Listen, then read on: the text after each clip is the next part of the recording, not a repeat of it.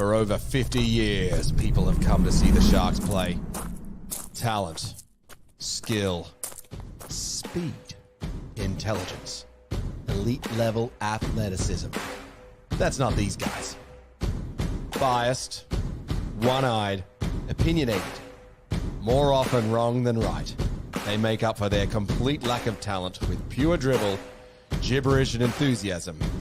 This is the ET Stand Podcast.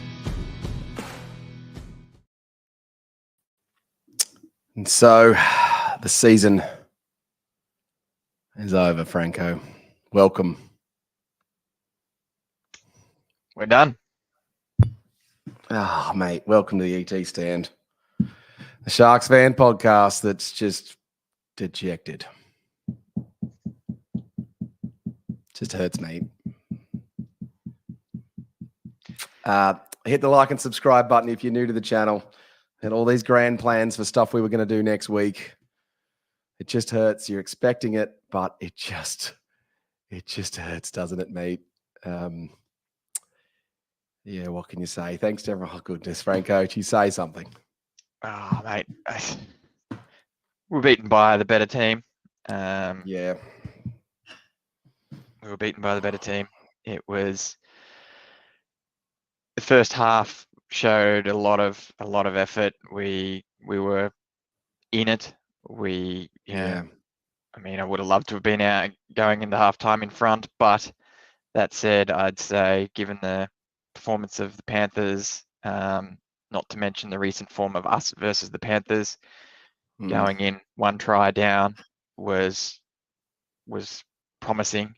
And the optimistic Sharks fan might say that was considering how well we go in the second half normally, at least this season, maybe that was where we needed to be, but it wasn't to be. We were coming back to the observation I made is that the middle 40 minutes of the game, from the 20th minute to the 60th minute, we won that part of the game. Just the starting forwards and those starting players were just a bit tough. Just a bit tough for us to get over them. So look, just thanks to everyone for talking to us tonight and everyone at the game. It was terrific, good fun. We're certainly a little bit subdued. And we'll say good day to everyone in the comments. This will be the second last show that we do with the competition running with displayware.com.au. So the best comment tonight will go in the draw for the displayware.com.au unit, which can allow you to show off your favourite Sharks jerseys, memorabilia from other teams or band tees. And we'll try and get this one together, gang. We'll say good day to everyone there. Rob was early into the comments saying up, see you there. With so much enthusiasm. 2.0 just come through, saying so bloody proud of these boys. Hell of an effort. Scoreline does not do it justice. I think we can take that comment and agree with that, can't we, Franco? I am proud of the team. I thought they put in an effort. It could have been a disaster. It could have been a disaster. It could have been absolute blowout. What's the stat? 70 points to 0 or something in the last few games versus the Panthers. Yep. I don't know if it's a bit of disappointment or wanting more from our team.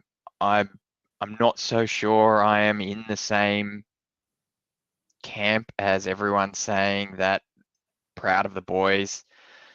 Like, proud of the season. I thought we did really well this season. We got to the preliminary final. That's a great effort. Well done, everyone. We had a great season. But look, we knew we needed to bring our A game with us tonight, and 15 errors, 49 missed tackles. You could say error after 5 minutes.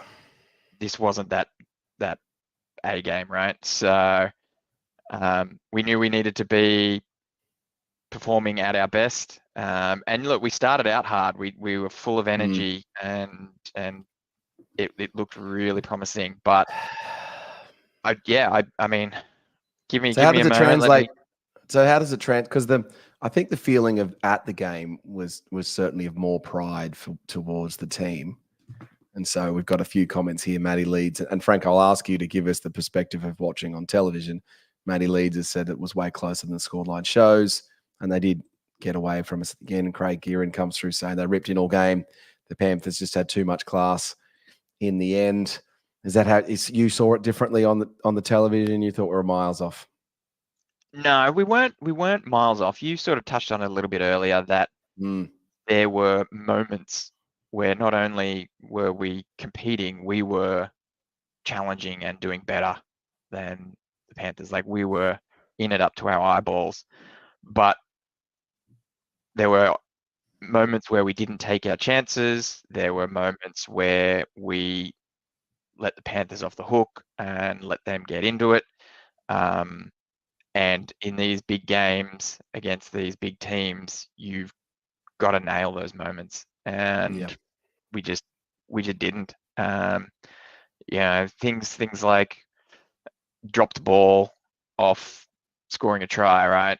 First set, we dropped the ball, let them back in. What was that? Yeah. Score straight away, right? So, we're back into this. We're one score behind. We just let them off the hook. And we just let them off the hook, and they're straight back in, and the snowball effect happens off the back of that. I don't know if that one act, our guys drop their heads, or fatigue sets in, and the realization. I don't want to get into the psychological aspect of it, but really the floodgates opened from there, when we really should have been full of energy and vigor after scoring a try and bringing ourselves back into a game where really for the little bit before then we were not looking like scoring a try. We were back, we were in it, and then off the hook they go down our end, score, and then bang, bang, bang, game over. So yeah, courageous effort. I do agree. Like, look, it is a courageous effort. We are up against the team that's been in 5 grand finals in a row. They are going to be considered as one of the greatest NRL teams ever in history. And we weren't that far off them, Franco. We weren't. Someone has to stop them at some point.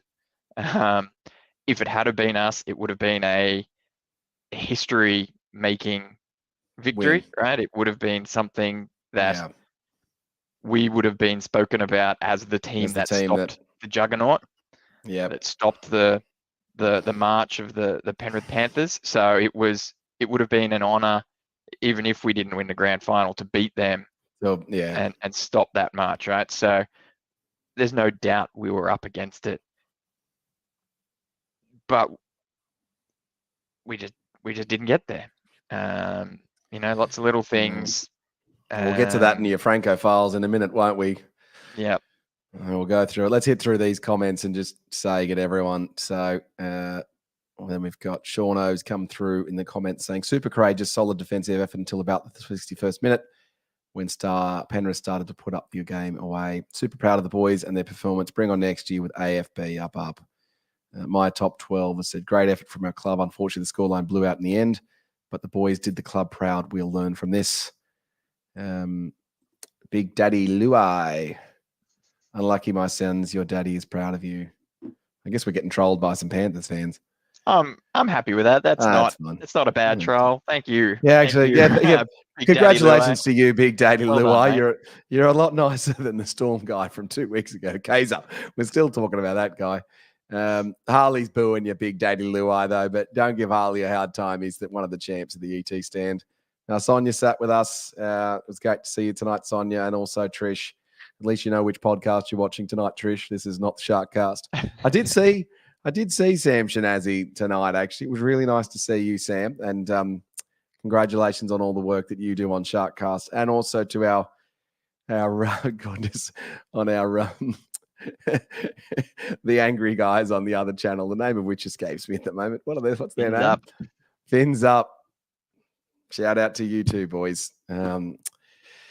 And yeah, Sonia watching on the bus, long bus trip home. Proud of them, though. Freaking proud of our boys. Yes, indeed. And then Matt Leeds. How did the bunker not see the obstruction from Cleary that led to the Panthers try? We still think we lose, but that could have changed the whole game. And we'll get to that in a second, won't we, Franco? I don't know if we will, to be honest. I'm trying to. We'll talk about the moments in a moment. Peter Bissett's, the pain is the same pain I felt in 88, 99, 2001, 2002, 2008, and 2008. I know it so well. Nico was off a bit, but was proud at our fight. Yeah, Nico, Franco, what'd you make of that? Look, he's been under immense pressure. Hasn't he? He was on a hiding to nothing. The only thing that could have saved him was a victory tonight. And even then, it would have just increased the pressure unless he had a 10 out of 10 performance and we win, that's really the only way out of it for him at this stage. Because if we win and he doesn't have that performance, he's on a hiding to nothing for having a quiet game. We lose. He almost set up a try, didn't he, at that end when we were coming back? It's a good pass. I mean, he didn't play badly. But I do feel that as a team, I think the game plan, we're a bit too lateral. We sort of spoke. I don't know if anyone watched the video with CK and myself on Thursday night, but we sort of spoke about what has worked for us this year, and that was hard running straight up the middle. Yeah. And we just didn't seem to do that. I mean, even with the wet weather play, it would have been the smart thing to do. And we just didn't seem to have the right idea or the right direction. Everyone kept going sideways, and whether that's on Trindle and Hines, whether that's a strategy, or there's something they saw in the Panthers and thought they'd drift away from what's worked for us in the past. I don't really want to lay blame there, but your halves do run the game, and I would have liked to have seen one of them straighten it up for us, because there was a moment there. You spoke about periods where we were sort of on top. There was a period there where we were running down the guts and Brayley got some space and he had a dart, and it was looking like that's the Sharks that we know that have performed well this season. And then that kind of vanished and we didn't really do much of it for the rest of the game. So the Panthers defense, though, is very good, Franco. Very difficult to break down. Like there was one move where Nicara got around the outside of, like, other than Stephen Crichton, I just think there was one move where I was convinced, if that was anyone else, he scores there. Except for Stephen Crichton from the Bulldogs, and just so unlucky. So, all right, let's keep going through these comments. Scotty McLaren, hello from Krief. It was great. Handling errors let us down. Yeah, how many handling errors did you say, Franco? 15. Yeah, I think that was it. Tough to win. 15 errors, correct. Yeah, tough to win. And they were they're always going to feel like they came at the wrong time. That Oregon Kafusi one sucked. Yeah. And Rudolph after 5 minutes. Yeah. Which Matt Leeds is Matt Leeds through in the comments. I also think they gave us multiple chances in that second half. We just didn't take it. That's true. Shout out to James Munro. I know you'll be watching from the UK or somewhere there. If you're not first, you're last. Yeah, maybe, but we've improved, Jimmy. I don't know. If you're not first, you're second, and you're better than what we are, which is third. That's true. Rob Valensky, what a great effort. Shauno's come in. The commentary on 9 was horrendous. They were all backing the Panthers. The score line was 10-2 for a long time, and they're acting like it was 100-2. Never gave us a chance. Made out like we suck.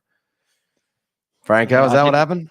I didn't watch the Channel 9 commentary. Did you watch on? I didn't want to have to deal with ads. However, chatting with CK, who was in a scenario like this where we've got a double coverage, one of us will try and watch. If we're not all at the game, one of us will try and watch one and split it so that we've got a firm understanding of what's being said. And yeah, CK echoes you there, mate, in that Channel 9 was pretty horrendous in just backing the Panthers all the way. Gus Gould bit over the top and was certainly pushing for that Panthers Storm grand final matchup. I would say, considering the commentary lineup on Fox is not my favorite, with Dan Ganane and Corey Parker. A little bit of that would have been painful. Oh It God! wasn't Did too they at least bad, have you know? Ennis? No, Ennis was on the analyst desk, Yeah. so it wasn't too bad though. You know, they're normally a lot worse than that, and maybe they knew what was coming, and maybe they, you know, apart from, and we'll talk about it, I guess, but apart from the no try where Talakai was taken out, that they were pretty confident that that should have been a try. The Fox coverage was nowhere near, it seems, as bad as Channel 9. Yeah, right. Rob Valensky's threw in the comments saying Edwards was a big part of the difference and shows what Will has to aspire to. Franco, Will Kennedy, is he up to it or not? I thought he had a good game. Like, you are comparing him to the New South Wales and Australian fullback. So that's one thing, but also we were stretched left to right. We're up against a great kicking game. Kennedy stopped a couple of near certain tries with his defense, so that was great. Edwards dropped a couple of balls. I think if Kennedy drops those balls, we're absolutely hammering him pillar to post, but Edwards drops those and he's supported by his champion team that, you know, they can defend errors, whereas we at the moment are struggling to do so. I don't think Kennedy's to blame at all. I don't think in the same breath that anyone is saying that Kennedy needs to stop improving. I think, you know, he needs to show us that his ceiling is higher. But, you know, just hurts, doesn't it? All right. Well, we also farewelled Royce Hunt tonight. Thanks for everything you gave to the club. Royce Hunt came over to see the Sharks fans at the end. I can't remember if he's got a boy or a girl, but with his child, it was nice for him to say farewell to the club. Apart from an errant offload from him, which which was a bad one. It's a terrible one. We're in a great position on the attack, but he had a good stint. He brought a lot of energy off the bench, so he certainly tried his guts out for his last game for the Sharkies. But yeah, ignoring that offload, he wasn't bad tonight. Certainly wish we were keeping him and not one or two of the others. It was also nice at the game tonight, as Trish calls out. She didn't see Sam, but it was good to see a lot of familiar faces. So g'day to everyone we see. I actually met a lovely character, Michael, after the match. It was rather consoling and very, very nice. And he said that he was a subscriber to the channel. So it was good to see you, Michael. Mate, you're a lovely, absolute gentleman. And yeah, God bless you, as you said to me when I said goodbye to you. It's just lovely to meet everyone who came up to us. So it's great meeting Sharks fans. But yeah, maybe it would have been better if we'd have met you next week as well. Pez is through with the comments. I'm really disappointed that we beat ourselves. Penrith were there to be beaten. You'd have to think that the Storm looked better than the Panthers. Yes, but Panthers did what they needed to do. And we played better than the Roosters. So they didn't have as much of a chance. Liam's come through in the comments. Can I just say, you guys, with your comments and the stuff that you're throwing at us, really on point for giving it an agenda on things to talk about, aren't they, Franco? Literally every single all right. Yeah, this is terrific. So if you guys could keep putting stuff in the comments that you want us to talk about, we'll cover anything that we missed. I thought we really missed Jesse. Not only did we miss Jesse Ramian tonight, I think you'd agree that Kale Iro had a bad game, and he looked off with his wrist, didn't he? Like something wasn't quite right with him. His bicep. Was it his bicep? I thought it was his wrist. Earlier in the week it was his bicep. I was pretty busy the last couple of days, so I had a little lack of access to news. So if it changed to his wrist, then I apologize. But yeah, through the week it was his bicep. I think it was a scenario where we certainly missed Jesse in twofold. So we missed Jesse's punch and direction. We missed his defense. We missed his connection with Katoa. But ultimately, we missed having Talakai off the bench to bring that energy. We missed the fourth forward, Franco, We really didn't, and didn't we? we'll talk about the scenario of if Atkinson was used correctly, if that was the right way to go. It seemed to be a little He bit didn't do less. anything. Well, he didn't. I mean, he didn't He did look out of not. He did. place.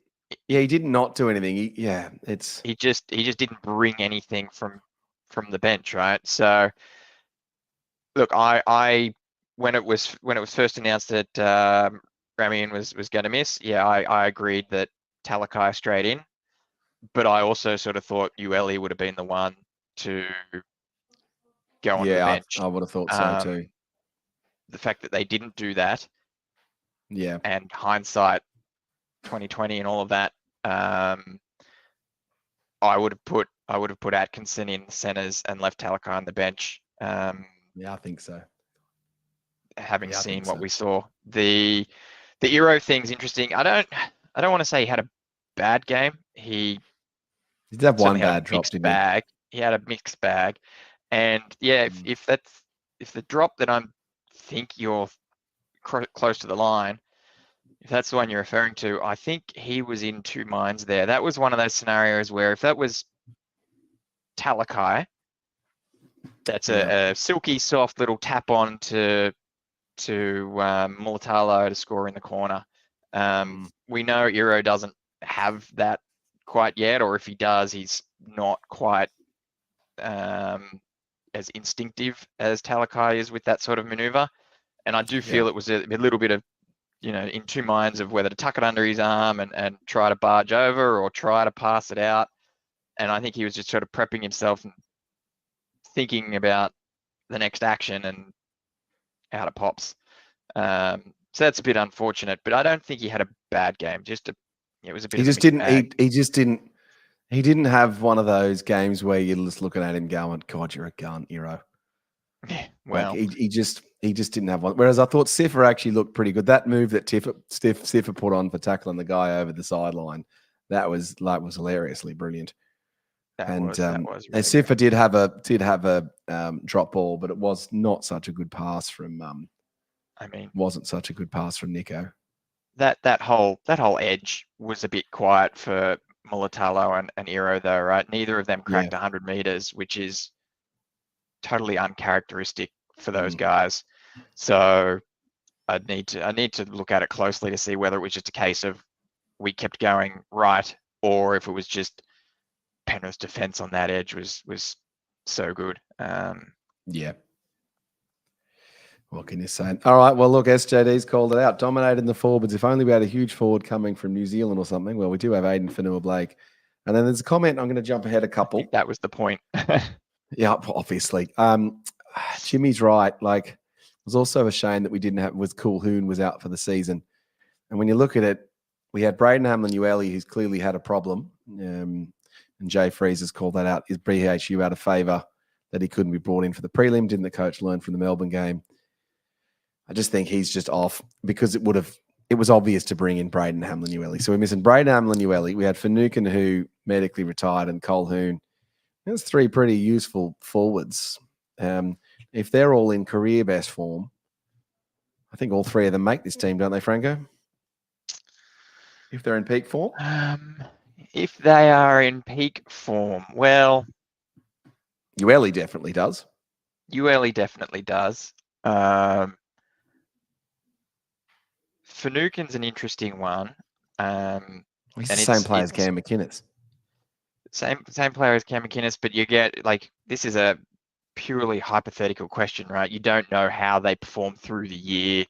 Do they get better? Do they get worse? If you think about last season, there were a lot of people sort of talking about maybe Finucane shouldn't play this season. Maybe he should step aside. Maybe he should, early retire. But this season he started out with a bang before getting medically retired. Now, would he have continued on that trajectory? Would he have held that same form line, or would he have dipped off at the end as the week-to-week NRL goes through, right? So it's purely hypothetical. But if you're going to say peak performance of their career, I mean, that's pretty undeniable. But yeah, two of those three Finucane's would be in the team. 2 of those 3 would be in the team. Yeah, that's right. Now we've only got 1 like so far, Franco. We've got a lot of people watching. I'm But yeah, surprised not anyone's watching, to be honest. And can you give us some likes, Sharks fans? Something positive. I was all keyed up next week to try and get us to 400 or 500 subscribers, so these debriefs could be good. Rob Valensky's through in the comments saying, how many tackle busts each, though? so that's in reference to the discussion about Kennedy versus Edwards. And they're different type of players, right? Kennedy drops the ball off to Mulatalo and Katoa for a lot of the coming out of our end. He's more of a playmaker, sweep play sort of guy. He does not too bad in the tackle bust department. He basically knocked out Martin, so he's putting his body on the line and charging through. But yeah, different style of play. If that's the kind of fullback we want, then yeah, maybe Kennedy's not our guy, right? He's not that trail up the middle looking for an offload support player. He's a different style of player. Now, what's the player that we need to take us to the big dance? That's something Fitzy's got to work out. And who's to say that Kennedy doesn't have that in his kit bag? It's just a case of he's not using that at the moment. He's not doing it, and that's not the style of player he is.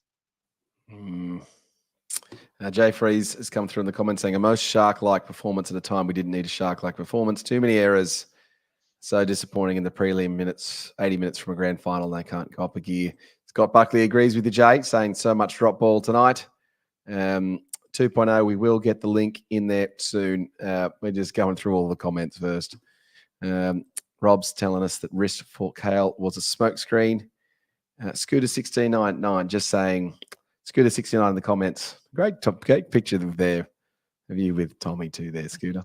I just think wrong game plan needs to stick to the forward through middle, though the middle, too many drop balls, trying to go around them. Yeah, and that's what we said earlier, right? There was too much side to side. We looked good when we were going down the guts, and we just didn't do it enough. Yeah, that's where that extra forward off the bench certainly helps. Pete Bissett, I really hope we go all out to keep Trindle. Yeah, what do you think of Trindle tonight, Franco? I thought he started out well. And yeah, I thought so too. And then I feel as though there was a couple of moments in the game where he tried to overplay his hand a little bit. Yeah. And I think, to be fair, I think Hines did a little bit of that as well. There was a point in the game where I think they weren't working as that same unit as they had the last 2 weeks. Yeah.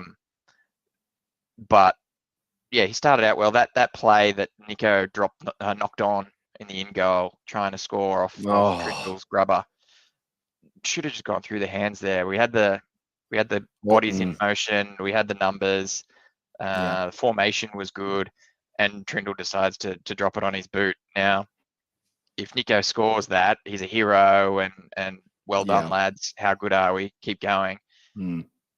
But he doesn't. So, you look at what could have happened. What was the better percentage play? And I feel it was going through the hands.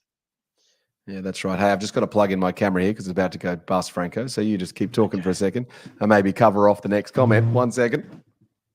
I will indeed cover off the next comment if I can. But yeah, keeping Trindle, just to answer the question there, Peter, I do think we should try and keep him. It's a bit of a no-brainer, but at the same time, depends on his asking price. It depends on, what kind of competition we go into, because we've got a few guys we need to sign, right? There's a few off contract, and that's definitely true. We already have a big money half, big money prop coming in next year. Nicker is off contract. It's tough to fit everyone in. So we do have a bit of a stable building of young halves coming through. I wouldn't say any of them are really ready to step into first grade, but as a stopgap, we've got Atkinson, who's proved that he can do a job. If you're looking at, say, as the media keep bragging about 900k for Trindle. Do you do 900k for Trindle, or do you do what we did with Trindle and give Atkinson 300k and tell him the positions he is for the next couple of years to build his career I off? think you might do the same. I think that's right.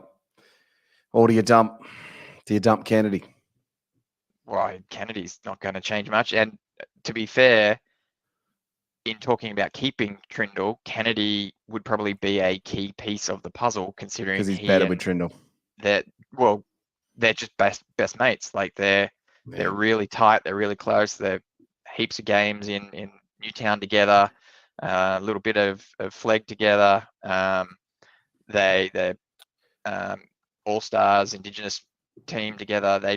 They're good buddies, and so having Kennedy in the team with him, certainly would like to hang around together, I'm sure, and try and bring a premiership to the Sharks as a duo. You drop Kennedy. I think that makes it a bit harder to keep Trindle. I think it's going to need some careful consideration from us. And certainly, I see a video in our future, Franco, where we look at the off-contract players and how much we keep them and how much we're worth. If I think we've already done one, we can do an doing updated another one. one. Go and check the old one, and then we'll do an updated one and see where we're different and where we got things wrong. We will. My top 12 through in the comments. I agree with Franco in that we had to be near perfect or perfect tonight, and the errors we made were crucial stages when we had momentum, and it killed our momentum, but we'll learn from those. That we will. Rob Walensky's come through. Sam as Cam, but worse. Doesn't get the quick to play the balls, and from what I hear, he could not be heard on the field. Is that Cam as captain, but worse? Is that what that's meaning to mean, Rob? What do you reckon there, Franco? No, it doesn't matter. Sam as Cam. Yeah, Rob, just clarify that one for us. Yeah, clarify that for us, legend. Casey Latina. Hello, beautiful Casey. Sorry about your husband. Nico to fullback. Maybe. Oh, same. Yeah. Finucane is the same as Cam, but worse. Yeah, correct. That's right. Yeah, same as, that's right. Sorry, Rob. Never in doubt. Craig come through. Great to finally win a semi-final. Lots of positives for next year with this team improving all the time. Yes, winning playoff matches is difficult, Craig Kieran, and we did do that. Scott Buckley's through in the comments saying we must keep Nickera, with 2.0 agreeing that Nickera should be the main priority for re-signing. Here we go.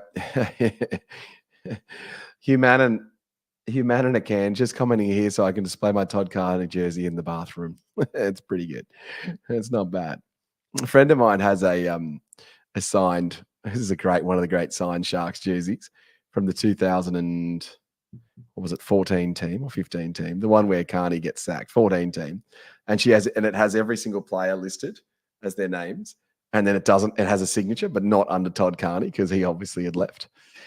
Liam Meds has said Riley Pollard and Flegg as a dead set freak will be ready in 2 to 3 years. All right, it's worth thinking about. Scott Buckley's in with some sort of green laugh thing. Rob Walensky said, yep, Finucane. Scooter 69. Sorry for keep going on about it, but we should have used both halves either side of the ruck with short pass between the forwards. Yeah, that's right, Scooter. That's certainly right. And then Rob says Trindle, Nickera must-haves. All right, Franco, do you want to give us a quick run through of the Franco files or what you saw as the key moments in the match? Oh, geez, does anyone want to hear that? Yeah, let's do it for the last one of the season, eh? I'll put the link in there. Anyone wants to join the show. All right, take us away, Franco. I don't know. Sorry, I got to do the introduction. So sorry, obviously something positive. It is now time for what every Sharks fan who wants to know about every key moment in every Sharks match listens to, waits for, and just covets. It's now time for the Franco files. Even in a preliminary losing match. I don't know if people are hanging out to hear this, but here we go. In the 6th minute, after a fast start from both teams, cuts down the middle, wrong footing Rudolph, who puts his foot out and is called for tripping. They take the 2. This is compounded an earlier error from Rudolph, which gave them the opportunity to get in this position. So bit of a double blunder from Rudolph there. to give Penrith the start, Yep. which is a bit of a shame, and sort of just goes back to that scenario of really needing to be on our game and be the best that we could have been. Still 2 points down, shouldn't have been the end of the world, but here we go. 16th minute, Fisher Harris receives the ball after starting the set out of play, which is a penalty to us, 20 out right in front, so it's a no-brainer. We take the 2 and level the scores. Downtown. 22nd minute after Cleary, 40-20. He kicks this on the 3rd, nice and early. The Panthers get a set in good field position, 5 out from the try line. A long pass out to Keary. Nico goes for an inside man, and Cleary goes short to Alamotti, with Talakai unable to cut back in. Alamotti goes over untouched. That was a forward pass, Franco. I don't think it was a forward pass, man. I think that pass was fine. But it was. If you watch it, he throws it on the line. He throws it on the line, and then the guy catches it in front of the line, and that makes well, it's allowed to drift forward. You got to look at the hands. It made a big difference. I'm happy to go back and look, but it looked fine to me. We're gonna look at it. We'll look at it tomorrow. It was an interesting, well worked play. Luai was out the back with plenty of support, so Nico and Talakai are a little bit in no man's land. He goes in, they go out the back, and Katoa's 1-on-3. They probably score out on the edge, so bit of a tough one for us there. But anyway, 34th minute, Talakai is called for a late hit on Luai, and the Panthers take the 2, which brings us into half time. 10 points to 2. We're behind, but still in it. And as plenty of commenters have said, proud of the boys, working hard, all that good stuff. There's hope there. Right? There's a little... That 40-20 that Cleary kicked. I tell you what, if Trindle's 40-20 goes, it makes a big difference, doesn't it? That was such a key moment. Trindle is so good at kicking 40-20s, and he was on the mark there for that one. I don't know why he doesn't try it more again. Often. Just have another bash, right? And you saw it work with, I know, right, sure, the outside backs might be ready for it this time, but as Cleary showed by kicking it on the 3rd, they're still up, gives you more opportunity. Just do it again. Just try again, mate. Worst case scenario, you send the ball down their end, and with all of our dropped ball, maybe we're in a better position anyway. So I don't know why I didn't try it, but that 40-20 from Cleary, right on the line there. I do think it was a 40-20, but geez, it was a hair. If it was a hair shorter, they don't get the goods there. And just like ours, if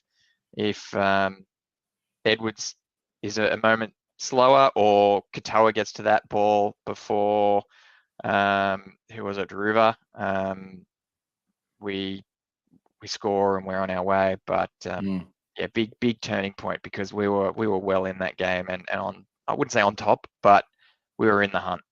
We're in the hunt. So in the all right, so what was it, 10-2 halftime? 10-2 at halftime.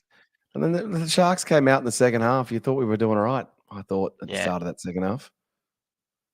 Yeah, we started both halves with full of energy, which was good to see. That's certainly something that we'd been criticised for over a number of games. So that wasn't our fault this time. In the 59th minute, Tommy slips, getting himself hit in the head. This gives us a penalty, and we go up in attack. Play the ball in the middle of the field, 5 out, a long ball to Trindle, with a formation that has Atkinson running Nickera's line and Nickera out the back. Trindle hits Nickera, who gives Taruva a moment to pause, and then Nickera flicks it out to Katoa, who does Katoa things, skipping down the sideline and scoring in the corner with a lovely diving motion. Does a bit of a hand swap of the ball. Some pedantic Panthers fans might have said that was a drop or a bobble or whatnot, but I think it was fine. We got 26 in the end. It was one of the great Sharks tries, Franco. That one. Yeah. What he had to do, it was pretty good. Pretty good. I also, you know what I thought, I actually think the missed goal and not that I'm blaming Nico for missing a goal from the sideline, but boy, if he gets that for 10-8, just the psychology difference, it would have been big. helped for sure. Mm. Here we go. In the 62nd minute, first set after scoring that try, we drop the ball. It's a Kafusi drop, and we hand it back to the Panthers. They get a sniff in the left corner. Atkinson pressures Cleary hard, who turns the ball to the blind side. There's a bit of hot potato going on with the defensive line scrambling and compressing. That gives Cleary a moment to look up and kick across field to To'o's wing, where he's able to gather the ball and practically score untouched. This was a great moment by Cleary, and really, while I hate the term, the eyes up, being aware of what's going on, we were just overcommitted. We were charging in and created that opportunity for them, but that was the beginning of the end, right? So we were back in it. We'd scored a try. We dropped the ball. We can't defend the error. And then 62nd minute was that try. 65th minute, the very next set after scoring that try. They had to go short kickoff, I thought. Yeah, it's difficult to say. We're still in the fight. But in the 62nd minute, the very next set after scoring that try, the very next set after they score that try, Edwards gets a line break. So was it Shauno or someone, or Liam, saying that Edwards is a gun? Well, yeah, here we go. Edwards gets a line break, but he has support from Cleary and Luai, who gets them within 5 of the try line. Our boys just aren't back in time for the Panthers to swing it left. We chase it hard, but it's just a bit too much, and Alamotti is able to get over the line and improve that position untouched. And then game's practically over, but 3 minutes out from full time, 10 out. Kennedy is caught infield. Luai grubbers it out for Martin to dive over. It didn't matter by then. Didn't matter by then. Full time, 26-6. Nico, 1 from 2. Game over. Season over. Thank you, ball boys. See you next year. That's right. All right. Well, we've got 2 legends in the green room, so we're going to bring in Goat Shark first, and then we're going to end the show with 2.0.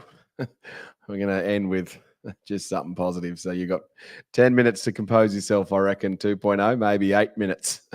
All right, Goat Shark, you're coming in, legend. Here he is. Goat Shark. I'll get my noggin in the screen. How about that? That's probably better. Looking at my shoulder. Hello, mate. Did you go to the game tonight? You did, didn't you? I did. I saw you on noggin. You were having a blab to someone on my row for a while, but I was in the middle of the thing. I wasn't going to chuck too far away. Yeah, fair enough. Probably should have. Yes, well, probably should have. Perhaps next year. Yeah, perhaps, mate. What were your key takeaways and key thoughts? I just played tough, if not smart. Right, just made too many errors. Too many errors. You know, we stuck at it. 60 minutes. You look at the coach's box. Cleary, haven't seen him look that worried very many times this year, I have to say. We were in it. We were in it for the whole time, but then there's just some dumb stuff. You know, dropping the ball, as you've already talked about, Franco. And I think the class, I mentioned earlier on, I'm Rob, by the way, in the messages. Oh, you Rob Valenti? Are you Rob? Yes. Oh, how good. So you're this Rob? Yes. Rob Valensky. Tommy gets, why aren't you just Goat Shark in there? I don't understand. Oh, because I don't know. I could do it. I suppose you can call yourself whatever. So Rob Valensky in the comments. Rob Valensky in the comments here says Tommy gets donked on the head and no sin bin as per Iro and Ramian earlier in the season is my key moment. We had hung in until then, and then they look worried. Well, yep. So talk us through that, Rob. Well, you know, we were told many times this year, slipping, dipping doesn't bloody matter. If you donk someone on the head, that's 10 in the bin. That's a good point, actually. You're right. He donked him on the head. You know, he didn't do any damage. That does seem to have changed in the finals, though, doesn't it? Shouldn't, but it has seemed to. Yeah. Well, you know, did either Jesse or Iro do any actual damage to the person that they brushed? Not donked, brushed. And they were both sent to the bin and did weeks for it. What's more, do we expect that chap to do any weeks? Will he miss the grand final, do we think? I doubt it. I doubt it very much. That's true. We got a comment here through from SJD, Goat Shark, which is saying, I'll never understand the Kennedy hate. We're paying massive unders for him, and he was in our top 3 tonight. What's your take on the Kennedy chat? Well, I'm the one who said that, like, if you look at the tackle busts for Edwards versus Kennedy, look, I think Kennedy's upped his defense greatly. Yeah, he's that's in the true. right place more often than not. His talking's got much better than it was in seasons past. But we talked about the sweep plays, Franco. You mentioned those. Yes, he's good at those, but I want more. I want more. We don't see the He challenges through the middle. He tries to challenge through the middle, but does not challenge through the middle. And I think in the modern game, a fullback that doesn't challenge through the middle is not what we need. If you look at the big teams, they have Teddy, they have Edwards, and Reece Walsh, Ponga. Reece Walsh. They got these guys who with speed bust tackles in the middle and can pop a ball. Kennedy has many things in his favour, but that's not one of them. I really think we need it. So that's why I'm taking Kennedy. Yeah, it's a fair call. I think with Kennedy, he look, I've said on numerous occasions this season that as a team collectively, I don't think we have that pure speed. I think Stone Street certainly showed that when he was in the team and has that speed, that he's able to back up a break. He's able to score long range tries. Yeah. In this scenario, there's only been a few occasions where we've been able to convert those breaks because we just don't have the pace to either catch up or get past the last line of defense. And we do it with skill, Franco. Yeah. Think about one of those breaks where we haven't scored by kicking it back in field. You know, we do make the breaks, and if we score one of those long range tries, there's almost invariably a kick. And thankfully, both our wingers are capable of doing that kick back in field, but they don't burn people. We very rarely burn people. We're good acceleration, but not good long distance top speed.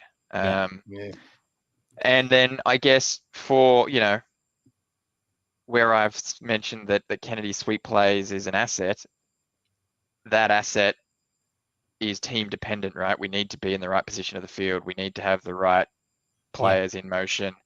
It's not something he can do solo. Whereas what you're talking about, a tackle bust or a support play in the middle, that is something that can happen anywhere and can be a solo effort pretty much. So, and what's your bright spots from the season, Goat Shark? And then we'll get you 3, 2, 1s. The bright spots are that we came in the top 4. And we won a playoff. A lot of teams who didn't do that. We've seen the growth of Trindle. I don't expect this dip from Nico to continue. I really don't. Yep. He's got too much skill and capability and ability for that to remain. And I think they're going to get bored of slamming him. Well, maybe. I hope they do, because Jesus, it's boring, isn't it? Yeah. Just sick of Nico getting hammered. And just the rise of Nicola. That's someone who's been playing international football for New Zealand for a period of time. But this year, Jeezy was good. Playing 80 minutes, always a threat. He was. They handled him tonight, though, didn't they? They did. But he set up our try. Yeah, they did. Well, he did. I'm gonna hijack this for a moment. Not only did they keep him quiet? It's sort of maybe more what I want to say, because both of our back rowers, him and Wilton, didn't see any ball really in the usual manner. Yeah. We didn't bring them into the game much. They were not used in the way that we have used them successfully this season. I think there was 1 or 2 opportunities that we saw that happen. I think Nicola dropped a ball. It was a really tough chance, but we just didn't see that structure, that formation, whether that was because we were worried or whether that's because we couldn't get into the right position, or we saw the Panthers Just defense defensively, they covering were it. a bit better. They were Franco. great. They were great. They were better. fantastic. Well, we were fantastic too, to be perfectly honest, defensively for a long period of the game. So Yeah. it was interesting. All right, I think, Goat Shark, give us a 3-2-1. We'll get 2.0 in a minute. you know what? So My view is so rubbish from where I was. That because what I you were find up it the really back in difficult that to give us a you were up the 3-2-1. back in that Sharks Bay, weren't you? Yeah, I was On the 20-meter line. Yeah. Look, I find it really difficult to give it to. Look, I'll give them all a 1.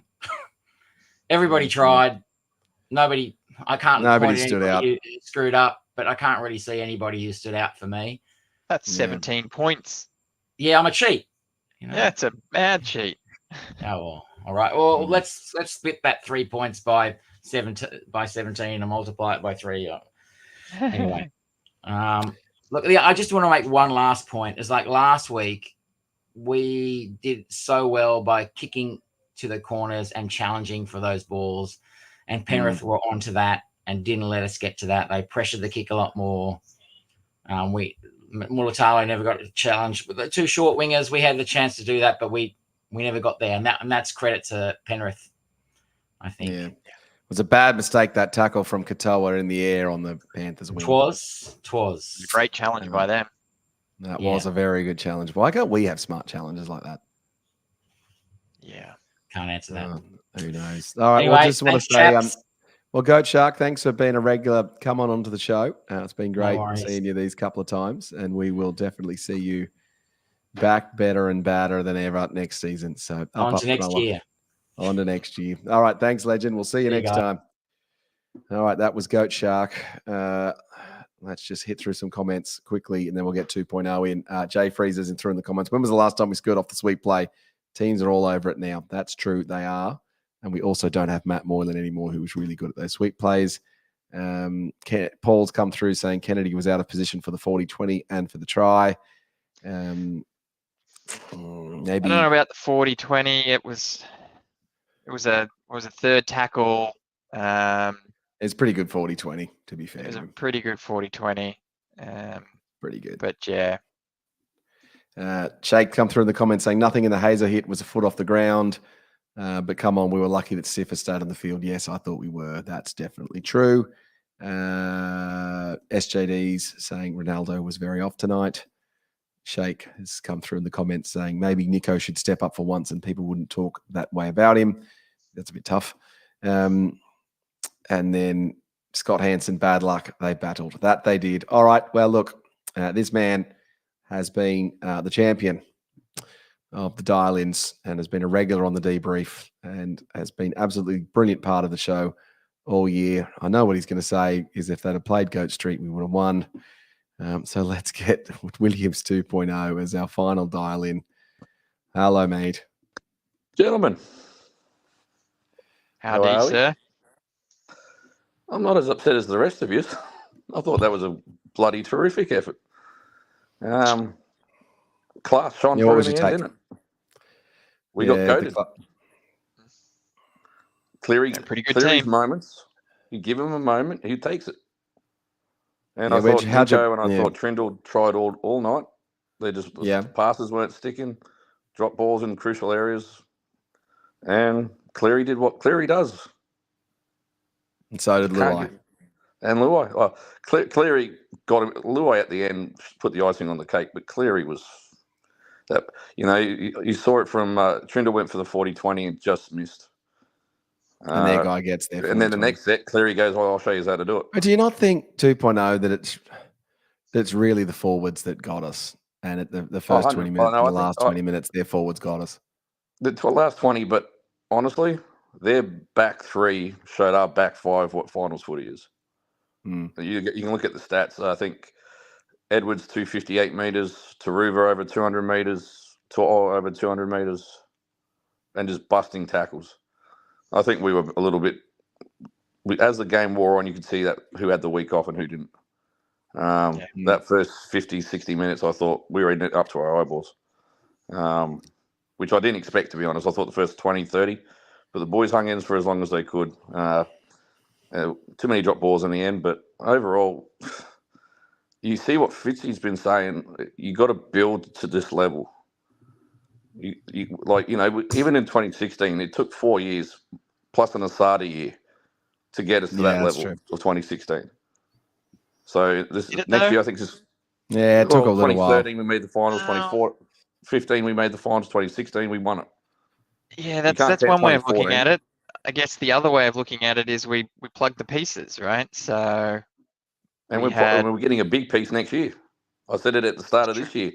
We're getting AFB. AFB is not going to be that guy that gets batted backwards. Look at our forwards tonight. Only 1 over 100. Toby Rudolph. Yeah, the forwards weren't good enough. Shake's come through in the comments saying that I don't think we understand how important Ramian is to the side. Yep. 2.0, your thoughts on missing Ramian? Oh, crucial. Yeah. Sifa's not a centre. That puts it to bed. I think he was good, but his impact off the bench through the middle, I was talking to the guys in my chat, we missed that. I mean, Royce tried. I think he was pretty good off the bench, but what Talakai does through the middle, none of them do it combined. He is that impact that you need. And I thought when he put Atkinson on, I think I put it in the Discord chat the other day. That's what I would have done, put Atkinson in the centre. But after Atkinson came on, we didn't see Sifa through the middle, and we were still in the game at that point. Yeah. You know, I don't know if it was because he was. Well, maybe the move should have been to play Sifa in the centres for the first 30 minutes and then bring him off or move him to the middle of the field and put Atkinson on. Or do you just roll the dice and get Latz's mate Harodi in there for the game and just don't worry about it and have a 4-forward bench? I think Definitely not having should the have had a 4-forward forward points. bench. The 4-forward bench. If Talakai's there, in that first half, if Talakai and Hunt come on 10 to go, you could have even done Katoa or Ronaldo into the centres and gone with Stone Street.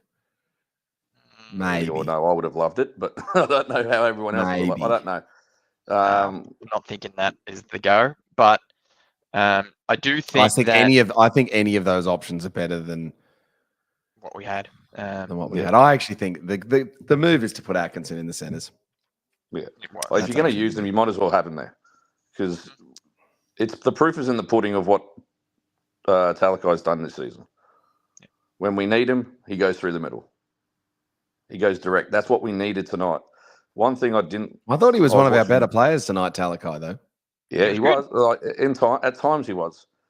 But you don't get him early ball, he can't do what he does. He gets that ball in the middle. I also think there's a big difference for Talakai between him on the left and him on the right. There's just that natural instinct ability where he's played 50, 60 games on the left that he doesn't have when he's on the right. But he also was our best player in Melbourne the other week. Pardon? Yeah, you're right, Franco. Best player in Melbourne the other week playing on the right. So I think he's one of those players that can play either side. It doesn't matter, but he's best off playing through the middle. He's so damaging, especially like. Here's Paul. Fisher. Hold on. Here he is. Hello, Paul. Here we go again. Yeah, I know, Paul. I know. I'll cut him off for you, Paul. Don't worry. All right. Well, let's get you 3-2-1 2.0. And shout out to you, Paul, your legend. 3-2-1's 1. I'll give it to Toby. Even though he made an error penalty early, I think he was still strong. He still brought the aggression. Not many other forwards got to that point. He's still going at the end, so give it to him. 2 points, I'm going to give it to Kennedy. I think, based on the chat you guys were having, and Franco said he needs to improve, I think this is his ceiling. I don't think he's got much more in the tank other than what he's showing. And that was probably one of his better games for the season night defensively. I think his attack was strong. His bring backs were strong. He was very good tonight. And I think 3, I'm going to give it to Sione. I think he was by far our most damaging player with the ball. He was always trying all night. I think he was, that put down in the corner too. He switched hands, which was incredible. I thought it was a drop, but you give it to him. Yeah, I think that's right. All right, well, that's an assessment. All right, 2.0. We've been a big part of the show this year, so it's been great to see you. So we'll definitely get you involved next year, and we'll see you then, mate. But yeah, chin up. I'm all good, mate. AFB, we'll win it next year. Don't worry about it. Have a good one, boys. All right. See you, mate. All right. Now, we've been joined by some Sharks podcasting royalty. Mr. Franco, a man who has been doing this for a lot longer than us, a man who is a lot more knowledgeable than us, and actually kind of knows what he's talking about. I did see him tonight, Mr. Shanaz. Hello and welcome to the second best. Welcome to the second best, or maybe actually, sorry, the third best Sharks YouTube podcast channel. Oh, Hey, mate. Sharks. Hello. Good evening. Hello, I'll start mate. by saying, Boulders, that Franco's my favourite. You're not. That's okay. That's okay. Good to see you at the game, Boulders. Good to see you. It was great to see you too, mate. Congrats on the pod. It's going awesome. So thanks. That's not why I'm here. I'm here to vent, obviously.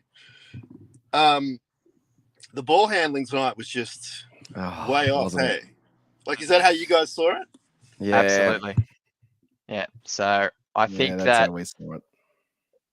I think I mentioned it earlier in the pod, mate, that we needed to bring our A game tonight. And 15 errors is not our A game. I think that the problem there is a team like Panthers, you can't get away with that sort of control. And we unfortunately, we were shooting ourselves in the foot on occasion. But that said, it's a silly question looking at the score line and the end result, but who handled the wet weather better, right? There was a lot of dropped ball from both teams during that period of the downpour. Yeah. So it'd be interesting to look at the errors outside of that window. But yeah, it didn't look good for us. Sam, what did you make of the Go Sam. ahead, I was gonna say, what did you make of the selection Atkinson? And because I think not having the four forwards on the bench contributes to the errors because you're asking too many minutes of some of the players. What's your take on that? So he was there just to cover the centers. So both centers were injured. Yeah, you could tell. The Euro one was kept really, really secret to the point where they told everyone he had a sore bicep, but he obviously had a sore calf, hamstring, which you would have seen wrapped up. So Atko was there for cover for him primarily, but also Talakai wasn't at 100% still. So I understand the selection, but I also understand where you're coming from. I'm very much a fan of the four forwards on the bench. I'm that from that kind of school most circumstances. And I think the last 2 weeks, so both the Cowboys game and this game, our bench, didn't really dominate, and that's where we've had a lot of success this year. So we did win the middle 40 minutes though. We were losing after 20 minutes, and then they scored from the 62nd minute onwards. That middle time, we were better, but we didn't get ahead or anything, did we? Yeah, but I didn't think that our starters lost the ruck. I thought we were actually in it, but not much was happening. It was just all that stuff that you don't want to happen against Penrith. It was the 40-20. It was our disallowed tries, and especially the drop ball for me. I can't at the moment. Which I can't one? Get past that. Any in particular, or just all of them? Nah, I thought the Toby Rudolph one early was brutal. Yeah, that started it, and I thought his first stint wasn't particularly good. His second stint was a lot better, but they turned up. They made us proud. They did all that good stuff, and they should be commended for that, boys. But I just think that we're at that stage now where it's 3 years in. We're obviously craving so much more, and I honestly think, and I've had a few people tell me that I'm nuts already, but I think tonight, if they hold the ball, if they drop half as much ball, they're in it. They're really in it. So that's what's frustrating for me. Well, the drop ball after the try, wasn't it, in the 60th minute or whatever it was, that era. That is just absolutely brutal. What did you guys make of the number 7? I know he's under a lot of spotlight. Well, he's a good Cleary player. was very good. He was. Right. The problem, the thing is with all the players, Sam, is they're all good players. It's just how much are you paying them and how much are they taking up of your cap? Yeah. And so it's it's a little bit tough. But he's also looking underdone too. Like he's only 3 weeks back from his syndesmosis injury. And he's not exactly been able to find form and light it up either. I guess here's the thing, Shanaz, if I may. In the dying stages of the match, Nico does a chip kick out to Katoa, who dashes 40 odd meters, looks for opportunities on the inside for support players, and you know, fizzles into nothing. But it was a good play. We made a lot of ground. If you remember, in his Daily M medal winning year, he was doing that play every second or third game. You know, back in our own half, coming out, kicking it to the winger, no one's expecting it. We only need to go 30, 40 meters to get on the front foot and then play from there. And he was doing that semi-regularly. And when he did that tonight, I'd forgotten all about that. I'd forgotten that was a thing that Nico did and had that in his kit bag. And the fact that he hasn't done it all year and not even last year, I don't know if that's a confidence thing or I don't know if that's a structure thing, but that was something that worked really well for us in his first year with us. And to see it still work again today, but the knowledge that he hasn't been using it, that was a little bit of a concern for me. I don't know why that would have been something that we just don't do anymore. And that sort of leads to what else is he capable of, but isn't doing on the field. I mean, the people around me were screaming for the team to do something more than just stay with them and hit ups and kick. And obviously that worked for a large part of the game for us. We hung tight, but it became very clear we needed to do something in attack. And on that point, Franco, I mean, I just think that in the second half particularly, it was time to bring out all the tricks. Once that scoreline going up, like even a short kickoff, Sam. Like absolutely. Like, I don't know why they didn't do a short kickoff. Yeah, especially with Ronaldo, who's so good at running through and catching the damn short kickoffs. Yeah, and I saw a bit of the show before, boys, where you were talking about how Penrith were able to stop us from attacking our own kicks like we had so much success last week. And I mean, I need to watch it back properly, but I hope it was Penrith being really good and us not trying it, because I thought that's where all our success was going to be, like kick attack, jumping over there, shorter guys. But it just didn't seem to have that this week, did we? No, just didn't have it. What to make of the Sharks fans tonight, Sam, at the match? I thought the Sharks fans were actually in pretty good form. Yeah. So there was 33,000 in total. I mean, how would you split it? I reckon 55-45. Yeah. Pretty vocal. And I felt like they were believing, they bought in, and 80 minutes from the GF. I thought they were pretty good. I'm still a little bit perplexed we can't bring more into a stadium, that if they made it next week, it'd be 78,000 Sharks fans. So yeah, you wonder what it's going to take to get them to come to a prelim, for example. I also just thought the Sharks fans had that expectation that we weren't really going to much of a shot. Yeah. And so, our group was smaller. I had to convince my brother Andrew to come along. Like it just didn't have that 2016 feel, did it? Or even comparing it back to 1997 with the Super League. No, it didn't. It didn't. But I mean, we're all getting so precious now that, like, if it's not historic making like 2016, then we're just not going to go. I mean, I had the thought today. I was like, this could be really bad, or we might see something amazing that I can tell my grandkids about. And it didn't quite get to that level, but you'd hate to not have been there if you were able to get there. Yeah. And see him win, So, but I'm confused, boys, why people don't go on a Thursday night against the Titans to watch him play. Like, I don't know why it's not sold out every.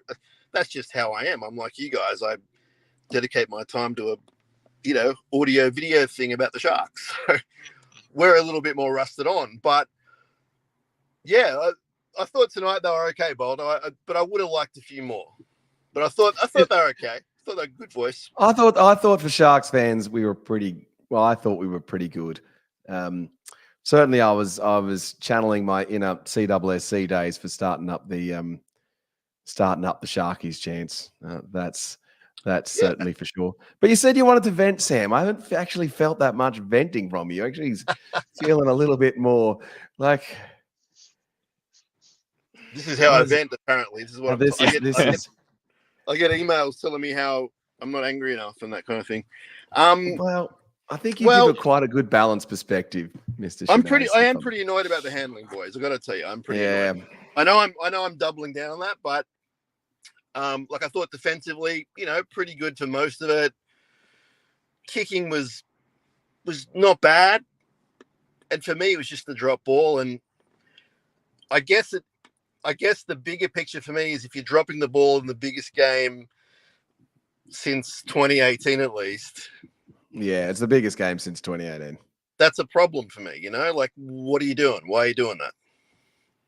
We should have been going in. Not one or two I can cop, but not 15. We should have been going into this game as this is our grand final, right? Yep. Because this is the team to beat. The whole season led up to this match, and we needed to be on our A game.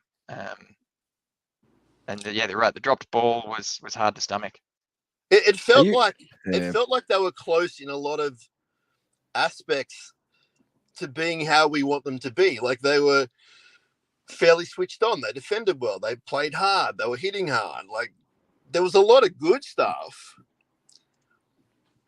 but you're not going to beat a team like Penrith, even in the wet weather. But they certainly improved from the. I thought they improved from the Melbourne outing. Yeah, Sam. They were. I guess they were in the Melbourne one at points as well. What'd you make of the coach and the players that he brought on and when? I thought I would have brought on Jack Williams first, not Big Tom, for example. What do you think, Franco? I was fine with it. I thought there was no issues in that first half for what he did in terms of bench rotation. I felt that we looked strong. That was one of the periods that we were not letting go. Like if you look at the end of the first half, it was 10 points to do, one try and a penalty in it, right? So to call out the first interchange as maybe a misdirection, I don't know about that. I think that there was a moment where maybe Rudolph was left on a little bit too long. He sort of got a little bit leaky there towards the end of his stint, and that gave Penrith a sniff.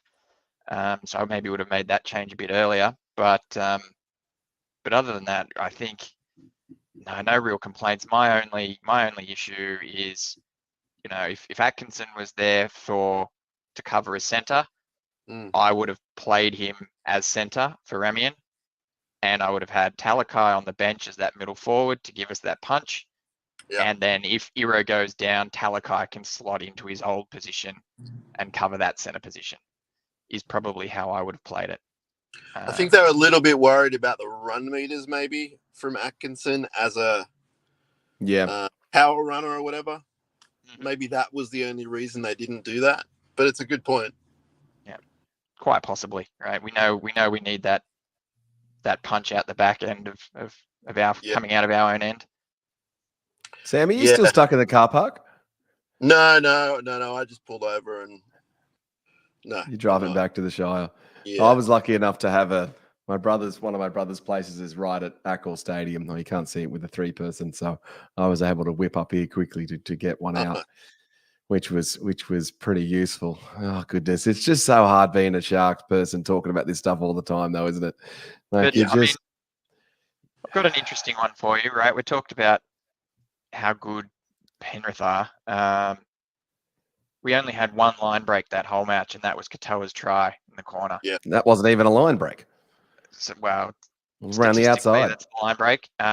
But it's tough to make ground and get into good positions on the field when every meterage is hard earned. There's no cheap meters of a half break or a line break, and I feel as though that might have played into what you were saying earlier, Shanaz, about try something different. Shake up the Sure. meta, so to speak. And didn't seem to really do that. We were quite lateral. Yeah. And playing into their hands a little bit. Yeah.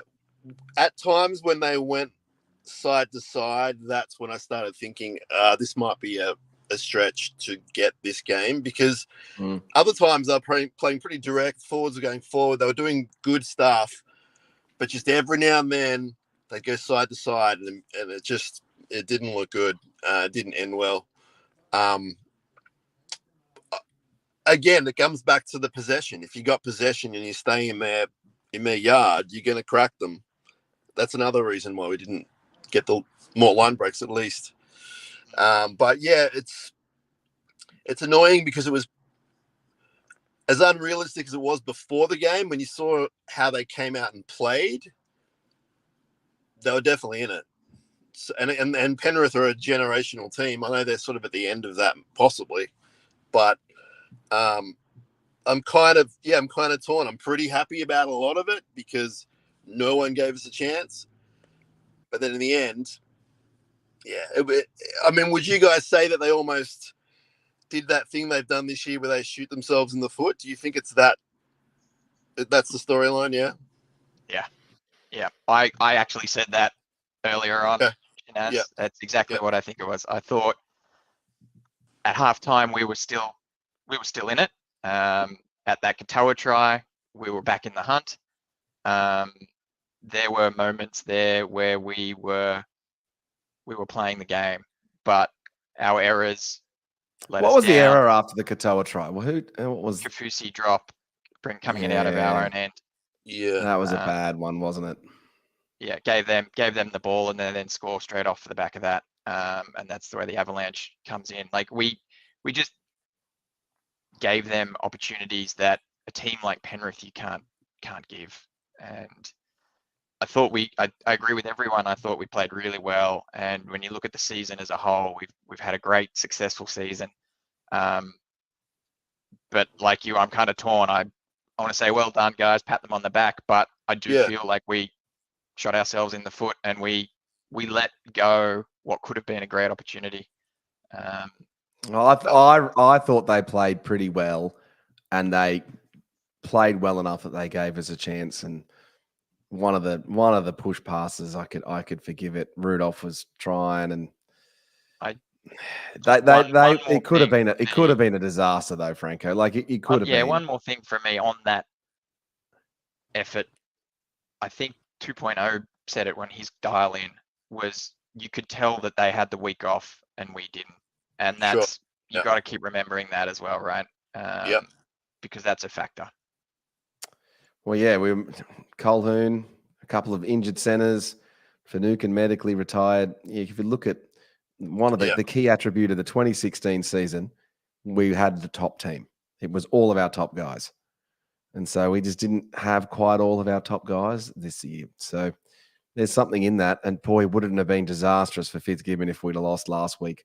Like that one playoff win, it would have been really bad. There was a very handsome, prominent ET Stand podcast host who was calling out that Fitzgibbon needed to win a match. Otherwise, he was going to be in a bit of trouble. So I'm glad that he certainly got that one. Do you think it takes the pressure off a little bit with that storyline? Do you think I think Fitz is fine, but as far as that fight, like if we make the finals week 1 next year, is it going to be as intense, do you think? Or they go, oh, well, they beat the Cowboys?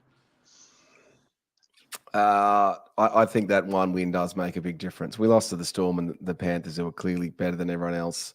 I think it'll come up. It'll still be, they've won 1 of 7, but it's not. It's still not as. It's not quite as brutal as they haven't won since 2018.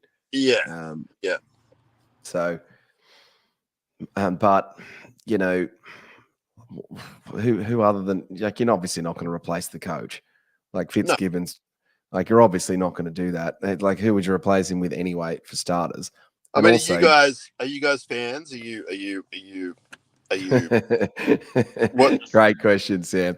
You realize we're the 2 captains of Team Morris from way back way back originally. Yeah, that's cool. I was Team Morris. Johnny's good fella. We were certainly captains of Team Morris, but he's impressed me this year, Fitzgibbon. Okay.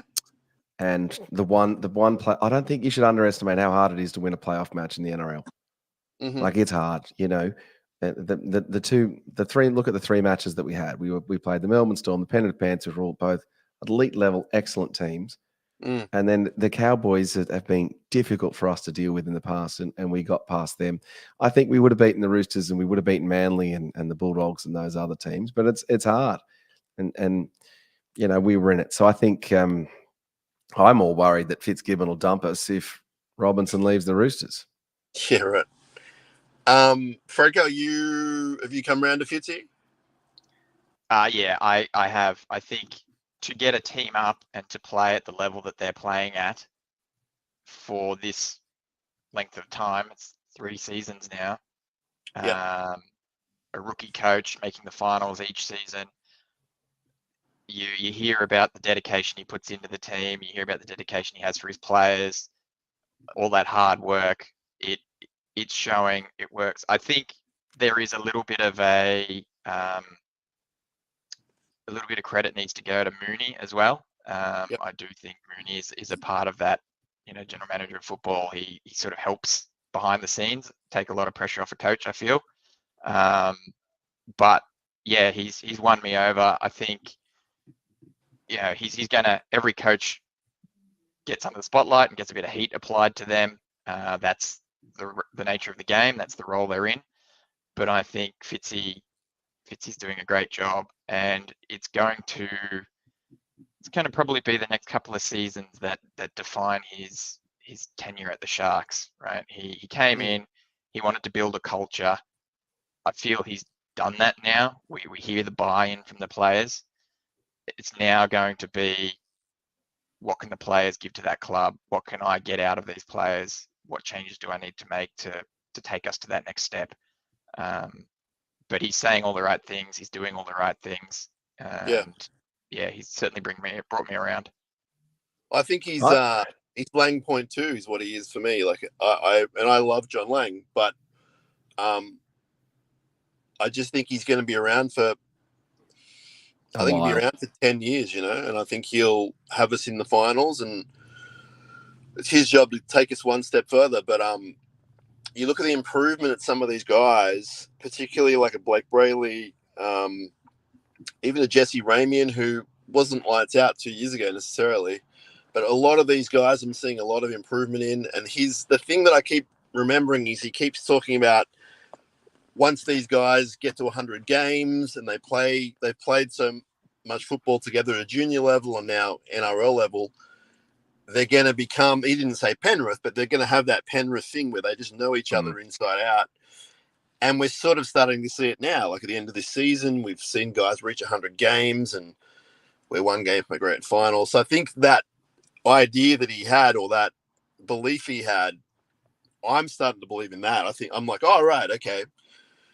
This guy's played 110 games. Look at him. He's starting to peak in his career. And it makes complete sense. But to actually see it with our club, I think is pretty cool. And, I know he's not perfect and not everyone's on board, which is fine. But I think they'd probably want to get used to it. I don't think he's going anywhere anytime soon. No, I don't think so. To your point on the 100 games, I actually think the bet on Nicho Hines as the halfback is the correct one, because Cherry Evans will be gone soon. Ronaldo will be gone soon. Oh, not Ronaldo. Reynolds will be gone soon. Yeah. And so it's really just going to leave Luai and Cleary and Hughes. And so if Nicho can, he is the fourth at the moment. You'd say he's the sixth best halfback, and when those two go, he'll be the fourth best halfback. If he can sneak up to being the third or second best halfback, it'll be tough to catch those top two. But he's only played 50 or 60 games as a halfback, so he's still got probably not even next season he'll be his best season as a halfback, or probably the one after that, you would think. And he'll be 29, 30 by then. So you'd be hoping that by Fanua Blake's second season with us, that's going to be the window. That'll also be Fitzgibbon's fifth, sixth season. And the other the thing that I liked is that in the warm up tonight, I compared it to the South Sydney game at Allianz 2 years ago. And in that warm-up, they just looked nervous. They were a mess. Nico was kicking the ball at the goal whilst the fireworks were going off and went out late. They just didn't look ready. Whereas tonight, they were ready. And so he's improved. And I think what we've got to now get our mindset into is that the big games for the Sharks are now at the end of the season. Yeah. And so, those big, we tend to, I think Sharks fans get too pumped up for it's round 8 versus the Penrith Panthers. I'm like, guys, we're going to be there at the end. Like we've got to be focusing on what happens at the end of the season and gearing up for that. And the other thing that I want to see is get a weak draw, not a weak draw, a hard draw. I want us to play more matches against the Storm and Panthers because we need more matches against the top teams. It's like the Minnesota Vikings, Sam. They have to play the Green Bay Packers all the time. So therefore they're a really good team. Mate, we're marching in 3-0. Can't wait. Let's go. Exactly. They're marching in 3-0. We've got an interesting 3-2-1 that's come in, Sam, which I'm just going to show up here. Where is it? It's the one from Scott Latino. Where is he? He said, oh, God, where are you? I can't find it. Anyway, yeah, can you see it? Yeah, there we go. He says 3 points Shanazzi, 2 points Franco, and 1 point Boldo. Well, yeah, thanks. Thanks, lads. Sam, who was your 3-2-1? Man, it's hard, isn't it? Yeah, just because it's all just this one big blanket of disappointment. But look, I thought as a strange way to start this, I thought Katoa was really good. I thought he busted his butt, and I think when he's your best player, you're probably not going to win the game, but I thought he was great. He comes to mind straight away. I thought Trindle tried really hard, had some really nice touches. But 3-2-1, oh, man. I don't know. I'd have to. I'll get back to you. I honestly don't know. Like, I mean, I thought Euro was okay on one leg. What do you guys think? You might be able to. Well, normally I go last, Sam. So that's why I get to listen to everyone else and think about it. Because you're right. Tonight it is particularly difficult. I'll tell you who I thought was underwhelming, which is a reverse of what you're asking. I thought our second rowers. I know Britt had a nice touch and for the try, but I thought the second rowers were completely dominated, which is unusual. Yeah, they were out of the game, weren't they? Dominated, or were they just shut down and they just didn't get the ball the way that they wanted? Maybe, but we're going to have to go back and watch that too, aren't we? Which is going to be painful. Yeah, yeah. I don't have a 3-2. To be honest, guys. I mentioned that earlier, Shanaz. And you're right. Got to go back and watch it.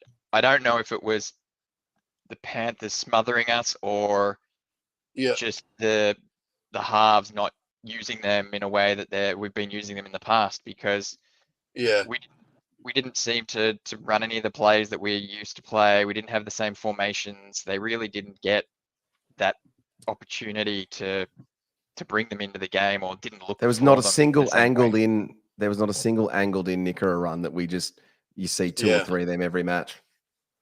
Yeah, I think that's where some people that I've spoken to at the ground, they're a little bit disappointed in Nico's performance, that he, for example, was just schlepping the ball out.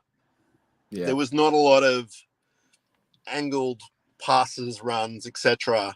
And again, that could be for a number of different reasons. I'm not just hanging on number 7, but I think offensively we were just not quite there, boys. It's just that for me is, and I think the stat was this year we've scored our second most points ever. aside from the 02 season. So they know how to score points, this team. And it just didn't happen. And we can't score against Penrith. That was the first try in 2 years or something. So, yeah, anyway. What's your take on the Dan Atkinson future and Trindle? And I think they're going to keep Trindle. Like all this talk about he's going to every other club for $1 million. I think they're going to keep Trindle. They're going to make it work. I think you might see some tinkering, and it might be like, and I'm just pulling out a name here, but it could be a Will Kennedy isn't re-signed, and that frees up $350K to add on to Trindle's whatever he's going to get, and then you might see a Nico go to fullback, or you might see an Atkinson go to fullback, and they might re-sign Atkinson for not as much money. And I think the number one thing is Trindle staying, and Atkinson, I'm not sure where he fits in. I hope he does. Nico's not going anywhere. I don't think Trindle's going anywhere. So they're going to have to make it work with all the other guys off contracts. Ronaldo, Kennedy, Britton, all these guys. You might, I hate to say it, you might have fan favorite Ronaldo, if he's asking for too much money, which I'm not saying he is. If he asks for too much money, I think we're in for a shock 1 or 2 exits in the next 2 years. Well, you just can't keep all of them, can you? No. And so whilst we're not a premiership winning team, like we are the 3rd best team in the NRL now, I would say. And so we're not going to quite have the same exodus that, say, the Panthers have, and the Storm only keep the spine players and let everyone leave. Like, we're going to have a few guys that are going to bounce out, unfortunately. That's just the way it is. Yeah. Yeah, the thing with Atkinson is he's a hell of a player. And we just don't know how good he can be because he doesn't get that opportunity. He's never let us down. He's actually quite clutch when he needs to be. But do you want to gamble your next 3 or 4 years on that small window you've had, You don't, tough to say, you don't want to. I remember everyone going off early on Lockie Miller, thinking he was the guy. We've got to keep him, sign him up long term, off the back of a couple of games. Here's how you work out the answer. If Kennedy was available at his going rate, Trindle was available, his going rate, Atkinson and Nico, all 4 of them are available, who gets rung up the most by the different teams? At the moment, it's Trindle. I reckon it's Nico. Because not as of this moment. Well, also maybe not at as $1 million. No. But just the value of Nico as your front man, and like how many ads do you see Nico Hines on KO Sports and NRL everywhere? I don't think people look at that enough, Boldo. Like when they say, "Oh, he's an average halfback," it's like, well, yeah, he's up and down a little bit, but yeah, he ticks a lot of boxes for the club. He's worth a couple $100,000. He's worth a couple $100,000 just to your front of jersey sponsor. Yeah. So maybe they are calling Nico for that reason, but on the park at the moment, it's Trindle, then probably Hines. And I love Will Kennedy. I'm not knocking him. I don't want him to go anywhere. I just think that at some point, they're not all going to fit. And even if you let go of Atkinson, well, he's not on that much money anyway. Yeah. So it's not going to really matter much. Also, Nico's on a 7-year contract. So, yes. So, they're not... they're not letting him go. A couple of comments have come through. Chief Brody's come in saying, just got in, not the worst Sharks performance in a prelim final I've seen, beaten by a better team. And then Rob, Goat Shark, I reckon Nico too, goal kicker, don't forget, and his value in getting views. That's very much true indeed. All right, Sam. Well, mate, we should probably let you drive home. Firstly, congratulations on another great season of the Sharkcast. Thank you. You are certainly inspirational and a big part of what inspired us to do what we do as a group of just bullfeds that sit in the ET stand. When's your next show? When are you gonna watch this back again and do one tomorrow? What's your plan? I'll do an audio one tonight, just a bit of a recap, and we'll chuck that up online. And if anyone doesn't listen to Sharkcast, I'll do the plug for you, Shanaz. If you want to listen, since the first ever since, what was it, 2015 is when the Sharkcast Yeah. started. Yeah. Started in 2015, the original Sharks podcast. Sam and a guy that I know, Newman, started it up, and they've been connected to the club and done a whole bunch of Ranger stuff. They have a terrific backlog and history of a whole bunch of interviews that you can go check out. If you want to go down the rabbit hole during the off season, the Sharkcast podcast has got a terrific amount of stuff that you can go back and listen to. Certainly a very balanced and well-connected view. So there you go. How was my Boldo. promo? And then Appreciate and you can like, and there's a channel on Facebook that you can go and like. And my favorite thing is still when I go to WrestleMania and you call me out for where the Shark are you when you see me in the Sharks jersey at WrestleMania. Yeah, that's very exciting. No, well done to you boys. It's well, thanks, awesome. mate. It's having more content. It's great, Well, I think people. So what's interesting for me, Sam, is I've met a few of the other teams podcasters, and people say, "Oh, what do you think of Sam?" And I'm like, "I freaking love Sam. Like, Sam's a great guy." Whereas the West Tigers guys, they freaking hate each other. Yeah, right. Like they can't stand each other, those guys. Yeah. And so I think what we do as a group, and we'll certainly catch up in the off season, is we try and give, and certainly I feel we give a different something to what you give, which is a different something to what the Fins Up guys do. I feel like they're like super angry. Where's the thing? I feel like they're super angry. We're somewhere in the middle, and you're more balanced and considered, a little bit closer to the club. So therefore, I feel like that's where we sit, and we each give the Sharks fans. But yeah, I just love talking about the Sharks. I can chat about it for hours and hours and hours, as we all can. Yeah, and if anyone's watching who does know what I do, occasionally we do get emails or I'll get hit up somewhere and they'll be like, "Oh, what do you think about those guys?" It's like, well, they're awesome. They're doing their thing, and why wouldn't I like it? The more content, the better. So, I'm definitely one to just enjoy all the content and take the good bits. Just a different perspective. Like, why would you want to watch NRL 360 and see 2.5 minutes of Sharks content? Like, you only really want to watch Sharks content, don't you? So I hope so. Yeah, right. One thing we didn't mention, I'm going to get this in from Rob Valensky. Did we mention how rubbish we are at milestone games? Oh. And what was with that bloody BS Panthers getting to have their little guys walk out? Like, it was a Panthers home game, wasn't it? Yeah, that rubbed me the wrong way, actually. Yeah, I didn't like that. That really bugged me. And why were there so many row, and there were no bloody shark alarms? Maybe that's because we didn't do anything good all game and they didn't get to play the sound. Yeah, it's another prelim, boys. They can't always go our way. Not many do, but at least we're there, right? That is my positive for the night. We were there. Oh, that's true. We gave it a shake. If you'd have offered me at the start, I'd rather be here than not here. You know what I mean? Than Tigers. Anyone, we're the, as you said, third best team. We're the third best team because they lost last night. We're the third best team. More points put on them. Yes, exactly. Well, we were closer in both the games against the same team. The thing that I worry about is that we're the third best team with the fifth or sixth best halfback. That's what worries me. That's what worries me. That's another podcast. That's another podcast. All right, thanks Sam, for having me, you boys. Absolute legend, mate. It was lovely to see you tonight, and we'll definitely catch up in the off season. All right, talk to you soon. See you, mate. All right, that was the great Sam Chinazi from the Sharkcast podcast, the original of the Sharkcast pods. Do get on tomorrow and give his show a listen. I think he will have settled down by tomorrow. But it was good to have him on, and just great to be just part of the wider Sharks community, isn't it, Franco? He's just such a gentleman, Sam, isn't he? Certainly, he's always good to listen to.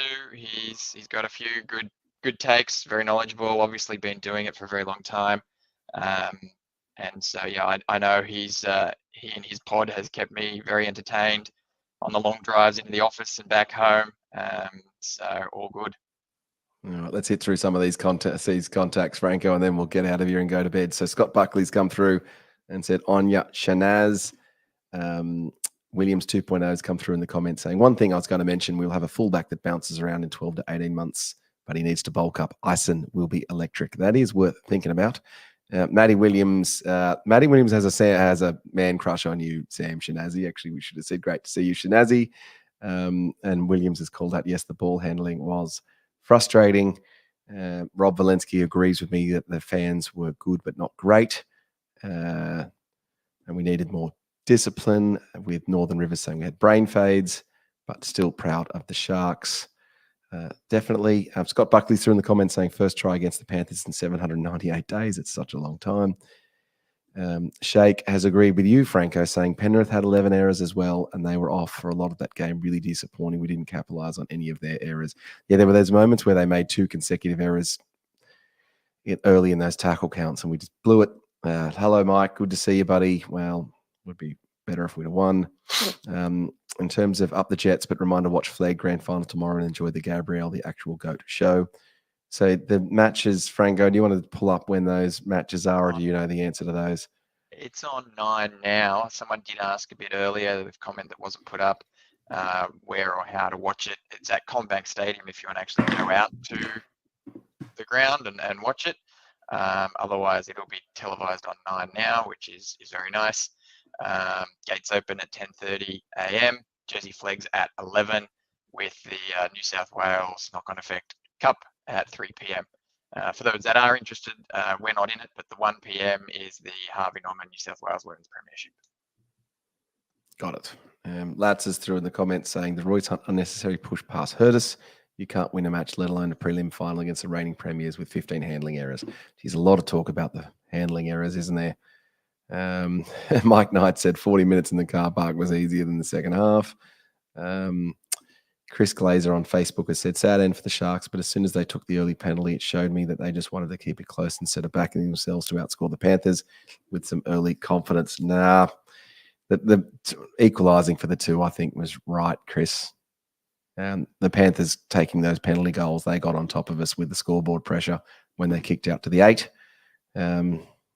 It's always tough with those 2. If you want to watch the video of me with Jada Taylor earlier this week talking about taking the 2 and the psychology of it, it's pretty funny. Adelmo, if we don't knock on and Hines tries awarded, it would have been 8-2 to us. Instead, they go to the other end and score with our confidence up. Would have been a different game, wouldn't it? That was a big moment too. James Munro, cheer up. The good news is our next competitive game is against the Penrith Panthers again in Las Vegas, which I'm going to try and do. Rob Valensky, Trindle has played more games at half than Nico, all grades, so more to come for both. Methinks that's true. Paul's saying that there's serious talent in the lower grades to make us a major force. In 2 or 3 years, Riley Pollard will be our 10-year half. Yeah, we will see. It's worth mentioning that Shanaz talked about how Fitzy's trying to sort of emulate the Panthers by keeping the core group of players together long term, getting them all those 100 games together. But in the same vein, we are also building those pathways in the junior football, promoting from within. We're not hiring, we're not signing many players from other clubs, just cherry picking a couple to fill some gaps. But we've got a very strong junior base at the moment. As we've just talked about, we're in the Flag Grand Final and New South Wales Cup Grand Final, so we've got a lot of good players there coming through. We're doing all right. SJD's throwing a comment in asking about the captaincy. We're going to do that as a segment in the next couple of weeks. SJD, we're not going to answer that one now, Franco. We're going to park that. But we are definitely going to come back to talking about the captain. And then other than that, look, there's a whole bunch of comments here that we're not going to have time to get to because I would love to comment on Richard's one, if that's okay. Yeah, let's do that. This one here, that do you think hiring someone like Andrew Johns or Jimmy Maloney as a halves coach help with Nico's confidence problem? I think that's a terrific idea. And I will further that more by saying that we have a tendency to have too many defensive-minded coaches. And something we're probably missing from the Morris days is those slick backline moves, because Morris was just so attack-focused. I would say that it is not a bad idea, but you've got to get the right specials coach, because if you get the wrong guy in there, they start putting too many ideas in the playmaker's head and muddling up things. I understand that Johns was a great player and people love him as a commentator, but you look at the teams he's been a halves coach for, they haven't had much success. I don't think. Parramatta. Where have they been? Newcastle Knights, nowhere. So, you know, I wouldn't be asking for him to come in. Jimmy Maloney, we see what happened with him up at Queensland Cowboys. He's been dumped for disciplinary reasons. Probably not a great idea there either. But I do think there is room for Not Johns. Yeah, exactly. Like, I'll- not that we'd never be able to prime. Like a Cooper Cronk would be good. Someone who's down to earth, level-headed, doesn't try to overcomplicate things, doesn't try to reinvent the wheel. Someone like that. I do think that, you know, while he's not a halves coach, he's a specialist coach. Someone like Ennis has shown. You love Ennis. Well, look, hey, where he goes, they go. He was with Parramatta. He was with Canberra. They made the grand final. He was with Parramatta. They made the grand final. He was with Manly. They went from, you know, wooden spooners nearly to prelims. He is just really good at what he does. And he's not coming back to us. I imagine he's on a different trajectory now, but you get the right specialist coach in and it does help. So, yeah. All right. Do you want to give us a 3-2-1, Franco, or are we just not going to bother? Oh, if I do it, you have to do it, right? Is that the deal? Yeah, well, yeah, right. I'm going to go. Gosh, it's a bit of an ugly one, isn't it? I'm going to go 1 point to. Gosh, you're going to make me do this, aren't you? 1 point to Rudolph. I actually thought he, apart from his errors, I thought he tried hard. He was our only middle who cracked 100 meters. Defensively was pretty good except for a trip. 2 points to Kennedy. I thought he did really well. And then 3 points to, geez, I'm not sure if there's really anyone deserving of 3 points, if we're being fair. But on a count back, I'm probably going to give it to someone like, in the interest of time, I'm going to give it to Trindle. He was there or thereabouts. I don't think he had a man of the match performance, but no one did in our team. So he gets my 3. I'll go, and thank you for giving me the time to think about it. I'll go 1 point to Trindle, 2 points to Cattell for that try. As one of the great individual, well, not individual, but great kind of diving tries that you'll ever see. And I'll go 3 points for my man Talakai. I thought, well, given your injury, I thought you played pretty well, given that also we asked you to play 80 minutes in the centres when you haven't been playing anywhere near as many minutes as that. All right, Franco, can you quickly go through and have a look at these comments, and we'll pick out tonight's comment winner to go in the draw. Jesus, is it going to be any one of these comments that talks about how good Shanaz is? Because comments lit up when he came on, didn't they? Huh? Oh, they did. I'm thinking, gosh, it's an awful night. We need a bit of fun. We need a bit of frivolity. I think it's got to go to this one, doesn't it? Yeah, Hugh Manican just commenting here so I can display my Todd Carney jersey in the bathroom. Yeah, we're going to give it to you, Hugh Man. Don't even know if he's still on. You might have popped the comment and left, but he did what he needed to do. Hugh Manican, you're in there. All right, Sharks fans. Well, unfortunately, the Sharks have been defeated by the Penrith Panthers 26 points to 6, which sees us bow out of the NRL competition at the prelim final stage. Sharks fans, you should be proud of what we've done this season. We've won a playoff game. We've certainly advanced our position. We'll be back better than ever next year in 2025. For everyone who's watched us and gotten involved in the ET Stand podcast this year, it's been tremendous fun doing this with you guys. And also thank you to you, Franco, and also my other co-hosts on the Tuesday night show.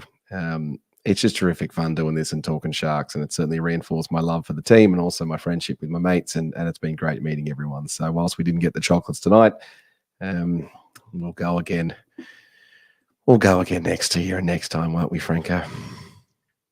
We will, but I guess it's worth mentioning, while the debrief may not continue, we will still be going on through the off season. Yep, Tuesday night episodes. Tuesday night episodes. We will endeavour to continue them. So if you guys want to continue catching up with Sharks fans, chatting all things off season, all things that are newsworthy, or we'll have a few fun things to talk about. Maybe break down the season. Put the trivia title on the line. Put the trivia title on the line. We'll do a whole bunch of things there that'll be worth you guys coming and joining us along. We'll be here through the off season to pick up the slack where the major media outlets forget all about the Sharks. That's true. And we'll bring something to the table. That's true. And let's all not forget, as Paul has mentioned, there's games on tomorrow. So we will be talking about all of those games on Tuesday and previewing the NRLW team hopefully being in the grand final next week, and also the fallout from those other two grand finals. I will be here on Tuesday night to recount this season that was and talk about a few other things. And we'll have the next installment and final season installment for 2024 of Boldo's player tiers. And other than that, get involved in the Sharks fans Discord channel. There's the link there. If you haven't done that already, it was been good fun tonight. Well, maybe for the first couple of minutes, it would have been good fun tonight. But that was this episode of the ET Stand podcast. I'm sorry we couldn't get it done, Sharks fans. I wanted it so much. What can you say? All right, guys, we'll see you Tuesday night. Up, Granola. For over 50 years, people have come to see the Sharks play. Talent, skill, speed, intelligence, elite level athleticism. That's not these guys. Biased, one-eyed, opinionated, more often wrong than right. They make up for their complete lack of talent with pure dribble, gibberish, and enthusiasm. This is the ET Stand Podcast.